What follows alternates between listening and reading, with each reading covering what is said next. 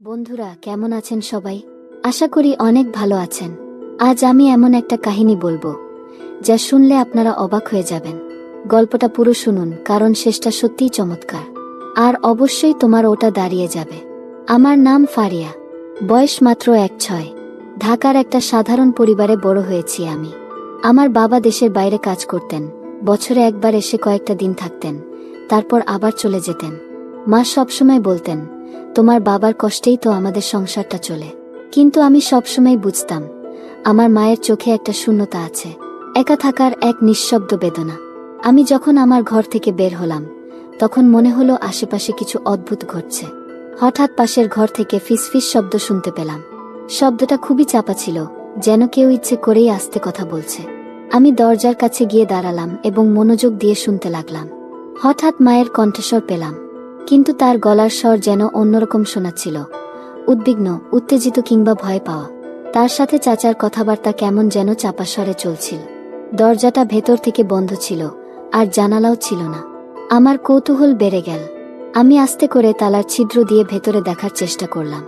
ভেতরের দৃশ্য দেখে আমি হতবাক। মা এবং চাচা খুব গম্ভীরভাবে কিছু একটা আলোচনা করছিলেন। চাচার মুখটা থমথমে, আর মায়ের চোখে অদ্ভুত এক উদ্বেগের ছাপ। আমি বুঝতে পারছিলাম, এখানে কিছু একটা সিরিয়াস ব্যাপার ঘটছে। কিন্তু সেটা কি? আমি মনে মনে ভাবলাম, কি এমন ঘটনা ঘটতে পারে যা নিয়ে তারা এত গোপনীয়ভাবে আলোচনা করছেন। আমি আরও কিছুক্ষণ অপেক্ষা করলাম, কিন্তু বেশি কিছু শোনা গেল না। চাচা শুধু বললেন, সব ঠিক হয়ে যাবে, তুমি চিন্তা করো না। মায়ের মুখটা আরও চিন্তিত হয়ে গেল। আমি তখনই সিদ্ধান্ত নিলাম, আমাকে সত্যিটা বের করতে হবে। এর আগে আমার পরিচয়টা সেরে নেই। আমার নাম রাগিনী। আমরা ছোট শহরে থাকি। আমাদের ছোট্ট পরিবার, আমি আর আমার মা একসাথে থাকি। তবে ২ বছর আগে আমাদের পরিবারের অংশ ছিলেন আমার বাবা। একটি মর্মান্তিক গাড়ি দুর্ঘটনায় বাবা আমাদের ছেড়ে চলে যান। বাবার মৃত্যুর খবর শুনে তার খুব ঘনিষ্ঠ বন্ধু মনোজ চাচা আমাদের দেখতে আসেন। কিছুদিন আমাদের সঙ্গে থেকেও যান। তবে জরুরি কাজের কারণে তাকে ফিরে যেতে হয়। যাওয়ার আগে তিনি প্রতিশ্রুতি দিয়েছিলেন, তিনি সবসময় আমাদের পাশে থাকবেন। বাবার মৃত্যুর পর মনোজ চাচাই আমাদের পরিবারের একমাত্র অভিভাবকের মতো হয়ে ওঠেন। ছোটবেলা থেকেই তিনি আমাদের বাড়িতে আসতেন। বাবা মায়ের খুব কাছের বন্ধু ছিলেন। তার সঙ্গে আমাদের সম্পর্ক এতটাই গভীর ছিল যে তিনি শুধু বাবার বন্ধু নন, আমাদের পরিবারেরই একজন বলে মনে হতো। আমি যখন ছোট ছিলাম, তখন মনোজ চাচা বাড়িতে এলেই আমি খুশিতে তার গলায় ঝাঁপিয়ে পড়তাম এবং তার সঙ্গে খেলায় মেতে উঠতাম। কিন্তু এখন আমি ১৯ বছর বয়সী একজন তরুণী হয়ে গেছি। আমি সিদ্ধান্ত নিয়েছিলাম, মাকে আর কখনো একা কষ্ট পেতে দেব না। তখন মনে হলো, কেন না মনোজ চাচার সঙ্গে কথা বলা যায়। আমি কোনো দ্বিধা না করে তাকে ফোন করলাম। প্রথমবার চাচা ফোন ধরেননি, হয়তো কাজে ব্যস্ত ছিলেন। কিন্তু আমি জানতাম, তিনি আমাদের সবসময় গুরুত্ব দেন এবং মায়ের সুখের জন্য সব করতে পারেন। আমার ফোন বেজে উঠল। স্ক্রিনে দেখলাম মনোজ চাচা নামটা ভেসে উঠছে। আমি খুব খুশি হলাম এবং দ্রুত কল রিসিভ করলাম। কল ধরতেই চাচা বললেন, সরি বেটা, একটু আগে একটা মিটিংয়ে ব্যস্ত ছিলাম, তাই তোমার কল রিসিভ করতে পারিনি। আমি হাসতে হাসতে বললাম, কোনো সমস্যা নেই চাচা, আপনি ফোন করেছেন, এতটুকুই যথেষ্ট। চাচা মৃদু হেসে বললেন, তোমাদের খবর কি? তোমার মা কেমন আছেন? আমি বললাম, ভালো আছি চাচা, কিন্তু মা খুব একা হয়ে গেছেন। আপনি তো জানেন, বাবার পর থেকে মা একেবারে নিঃসঙ্গ হয়ে গেছেন। চাচা কিছুক্ষণ চুপ করে রইলেন। তারপর বললেন, আমি বুঝতে পারছি রাগিনী। আমি কথা দিচ্ছি, এবার থেকে তোমাদের একা থাকতে হবে না। আমি সবসময় তোমাদের পাশে থাকব। চাচার কথা শুনে আমার মন শান্ত হলো। আমি জানতাম, চাচা আমাদের ছেড়ে যাবেন না। সেই রাতেই আমাদের বাড়িতে এলেন মনোজ চাচা। মা তখনও চুপচাপ টেবিলের পাশে বসেছিলেন। চাচা এসে মায়ের দিকে তাকালেন, কিন্তু মা তাকে একবারও দেখলেন না। মা মৃদু কণ্ঠে বললেন, মনোজ দা, আপনি কখন এলেন? চাচা মায়ের হাত ধরে বললেন, তোমার আর রাগিনীর খেয়াল রাখার দায়িত্ব এখন থেকে আমার। আমি আর কখনো তোমাদের ছেড়ে যাব না। আমি সেই কথা শুনে ধীরে ধীরে আমার ঘরে ফিরে এলাম।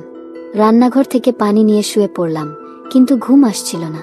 বারবার মনে পড়ছিল সেই দৃশ্য।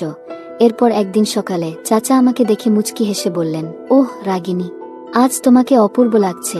আমি চাচার কথা শুনে আনন্দিত হলাম। আমি তার পাশে গিয়ে চুপচাপ বসে রইলাম। কিছুক্ষণ পর চাচা অফিসের জন্য তৈরি হতে লাগলেন। হঠাৎ আমি উঠে গিয়ে চাচাকে আলিঙ্গন করলাম। মনে হলো, বহুদিন জমে থাকা আবেগ আমার ভেতর থেকে বেরিয়ে আসছে। চাচার শরীর মুহূর্তের জন্য কেঁপে উঠল, আর তার মুখে এক অদ্ভুত অস্বস্তির ছাপ ফুটে উঠল। সেই ছাপটা যেন মনের গভীরে লুকানো কোনো দুঃখ কিংবা অপরাধবোধের প্রকাশ ছিল। আমার চোখ ভিজে উঠেছিল, যেন আমি আমার ভালোবাসা আর মনের কষ্ট তাকে জানিয়ে দিতে চাইছিলাম। মা খালি চেয়ে বসে আছেন, ফোনটা হাতে, বারবার স্ক্রিনের দিকে তাকাচ্ছেন। বাবা যতদিন না থাকতেন আমাদের বাসায় মাঝে মাঝেই একজন আসতেন, আমার চাচা, রিজভি চাচা, বাবার ছোট ভাই। চাচা দারুণ হাসিখুশি মানুষ, মাকে ভাবি না বলে ভাবিজান বলতেন। মা হেসে উঠতেন, আমি ভেবেছি। মা বলছেন, রিজভি, আমি বুঝি না কেন আমি তোমার প্রতি এমন দুর্বল হয়ে পড়লাম। এটা পাপ, আমি জানি, কিন্তু আমি আর একা থাকতে পারছি না। আমার শরীর ঠান্ডা হয়ে যায়। মা কি করছে? এটা কি ভালোবাসা নাকি দুর্বলতা? মা, আমি সব জানি। আপনিও চাচা, এটা ঠিক না। বাবা তো আছেন, আপনি কি ভুলে গেছেন? বাবা, তিনি কি সত্যিই আছেন ফারিয়া? 7 বছর ধরে তিনি আমাদের সাথে কি আচরণ করছেন দেখো। ফোন করলে ঝগড়া, টাকা পাঠান দেরিতে, আর শুধু সন্দেহ করেন। আমি এই ঘরে বন্দী হয়ে গিয়েছিলাম। রিজভি শুধু একটু কথা বলেছিল, আমি দুর্বল হয়ে পড়েছিলাম। আমি মার চোখে পানি দেখি। প্রথমবার বুঝি সব মানুষ দোষ করে, কিন্তু কেউই দান নয়।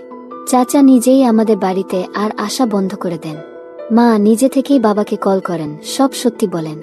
বাবা প্রথমে ভেঙে পড়েন, কিন্তু মায়ের কান্না, অনুতাপ আর আমার অনুরোধে তারা আবার একসাথে বসেন। আজ 1 বছর হয়ে গেছে, আমাদের পরিবারে আবার আলো এসেছে। মা এখন নিজের ভুল থেকে শিখে আমাকে শেখান, বুকের ভেতরের শূন্যতা কখনো অন্য কাউকে দিয়ে ভরতে নেই, নিজের মনকে শক্ত করতে হয়। বন্ধুরা, এই গল্পটি যদি আপনাদের ভালো লেগে থাকে তাহলে দয়া করে ভিডিওটি লাইক করুন এবং আমাদের চ্যানেলটি সাবস্ক্রাইব করুন। পাশের বেল আইকনটি প্রেস করুন, যাতে আমাদের নতুন গল্পের নোটিফিকেশন সবার আগে আপনার কাছে পৌঁছে যায়। ধন্যবাদ। দেখা হবে পরবর্তী ভিডিওতে।